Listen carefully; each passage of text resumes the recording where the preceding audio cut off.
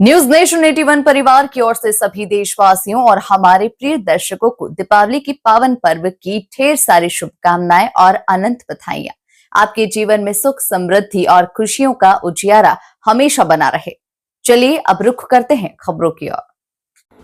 सिंगरौली जिले अंतर्गत चितरंगी ब्लॉक से है पूरी खबर, जहां भारतीय जनता पार्टी के कार्यालय में पंचायत राज ग्रामीण विकास विभाग के राज्य मंत्री राधा सिंह एवं सीधी सिंगरौली सांसद डॉक्टर राजेश मिश्रा, जिलाध्यक्ष भाजपा सिंगरौली सुंदरलाल शाह की उपस्थिति में भाजपा प्रदेश महामंत्री एवं पूर्व विधायक चुरहट सरदेंदु तिवारी ने आत्मनिर्भर भारत, लोकल फॉर वोकल एवं जीएसटी के घटे प्रतिशत से हो रही लाभ के संबंध में पत्रकार वार्ता की थी।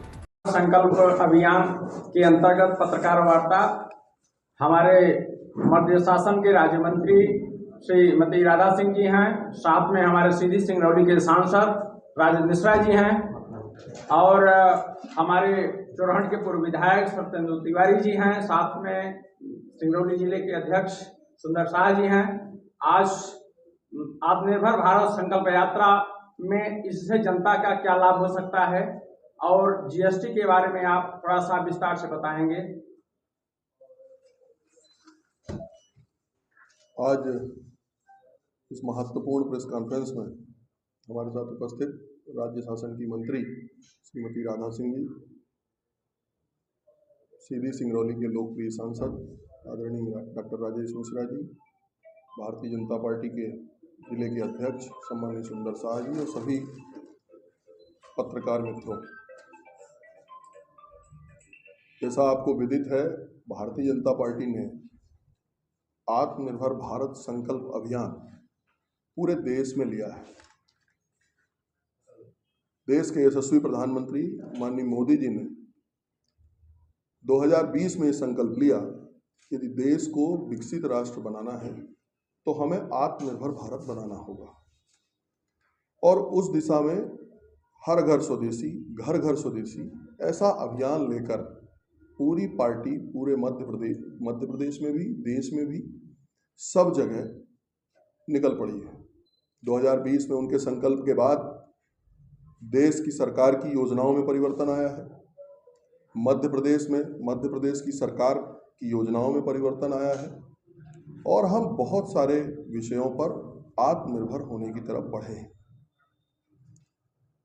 हर घर स्वदेशी का नारा कोई एकाकी नारा नहीं था।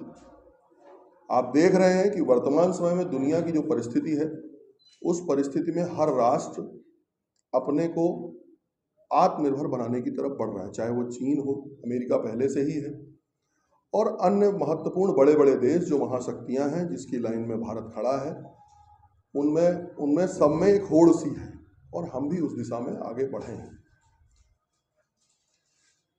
आश्चर्यजनक है, जब हम पुराना इतिहास देखते हैं तो जब कांग्रेस की सरकार ने लंबे समय तक हिंदुस्तान में शासन किया और एक बहुत बड़े वर्ग को, बहुत सारे क्षेत्र को उन्होंने राष्ट्रीयकृत करके रखा था। 1991 में लिबरलाइजेशन होने के बाद चीज़ें धीरे धीरे खुलना शुरू हुई। उसकी वजह से हम काफ़ी पिछड़े हैं। आपको याद होगा जब कोरोना काल आया था तो पीपीई किट भी हमारे यहाँ नहीं बनती थी, वैक्सीन तो बहुत दूर की बात। हमारी हालत क्या थी और हम किस तरह दूसरों पर निर्भर थे, ये इसका एक अंदाज आपको कोरोना टाइम में समझ में आया था। और मैं धन्यवाद दूंगा देश के यशस्वी प्रधानमंत्री मोदी जी को कि तुरंत पीपीई किट भी हमारे यहाँ बनने लगी और कोरोना की वैक्सीन भी हमने बनाई। 100 देशों से ज़्यादा देशों में हमने कोरोना की वो वैक्सीन भेजी, कोरोना मैत्री के नाम। ये छोटी छोटी बातें थीं जिन्होंने इस देश को मजबूत करने के लिए काम किया, लेकिन उन्होंने ये समझा कि यदि देश को मजबूत करना है तो सबसे पहले इंफ्रास्ट्रक्चर पर ध्यान देना। आपको आश्चर्य होगा कि माननीय मोदी जी के आने के पूर्व इस देश का इंफ्रास्ट्रक्चर का जो अधिकतम बजट था यूपीए की सरकार तक में, वो 2.5 लाख करोड़ रुपए का था और इसीलिए हमारे पास अच्छे एयरपोर्ट नहीं थे, हमारे पास अच्छी रेलवे लाइनें नहीं थी, हमारे पास अच्छी सड़कें नहीं थी और जब ये सब नहीं था तो बाहर के लोग हमारे यहाँ आने में संकोच करते थे, पहुंच नहीं पाते थे। मेरे को ये बताते हुए बड़ा हर्ष हो रहा है कि आज देश की सरकार का जो बजट है इंफ्रास्ट्रक्चर का, वो लगभग 12.5 लाख करोड़ रुपए का है। 6 गुना बढ़ोतरी पिछले 10 सालों में हुई है।